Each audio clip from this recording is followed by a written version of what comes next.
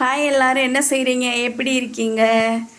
இன்றைக்கி என்ன வீடியோ அப்படின்னா, நம்ம வீட்டில் கிடையாது, நான் வேலை பார்க்குற வீட்டில் என்ன டிஃபன் செஞ்சிட்ருக்கேன்னு பார்ப்போம் வாங்க. நான் வேலை பார்க்குற வீட்டில் என்ன டிஃபன் அப்படின்னு பார்த்துடலாம் வாங்க. பார்த்தீங்களா, குண்டு குண்டுன்னு குஷ்பு இட்லி. குழிக்குள்ளே விழுந்தாலும் கும்முன்னு இட்லி மாதிரி யாராலையும் வர முடியாதுன்னு 3 தட்டு இருக்குது. பார்த்தீங்களா, 10 இட்லி, மொத்தம் 30 இட்லி தெரியுதா? அப்புறம் இன்னும் 2 நிமிஷம் வேகணும். ஆவி வருதில்ல, இப்போ தான் ஊற்றி வச்சு 5 நிமிஷம் ஆகுது. இது பார்த்தாலே கண்டுபிடிச்சிருப்பீங்க, நான் சொல்லவே வேணாம். ஆமாம், தக்காளி சட்னிக்கு வதக்கிட்டுருக்கேன். இப்போது இன்னொரு 2 நிமிஷம் நல்லா வதக்கணும் எண்ணெயிலேயே. அப்புறம் இட்லியை எடுக்கணும், சட்னி அரைச்சிட்டு நான் காட்டுறேன்.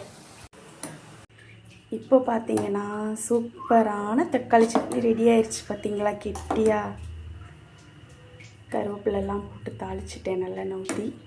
அதுக்கப்புறம் இட்லி ரெடி ஆயிடுச்சு. இது பார்த்தீங்களா, இது அப்படியே இப்போ ஹாட் பாக்ஸில் தூக்கி கொட்டணும்.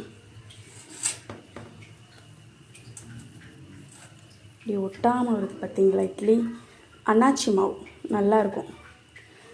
நான் ஒரு ஆள் தான் வீடியோ எடுக்கிறேன். நான் இட்லி எடுத்து வச்சுட்டு வீடியோ ஆன் பண்ணுறேன். இட்லி எடுத்துட்டேன், வாங்க பார்க்கலாம். பார்த்தீங்களா, ஆவி பறக்க பறக்க சூப்பரான இட்லி. அடுத்து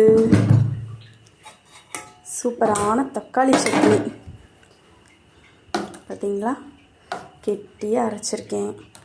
தேங்காய் சட்னியும் இருக்குது, அப்புறம் சாம்பாரும் இருக்குது. அதனால் ஒன்றும் பிரச்சனை இல்லை.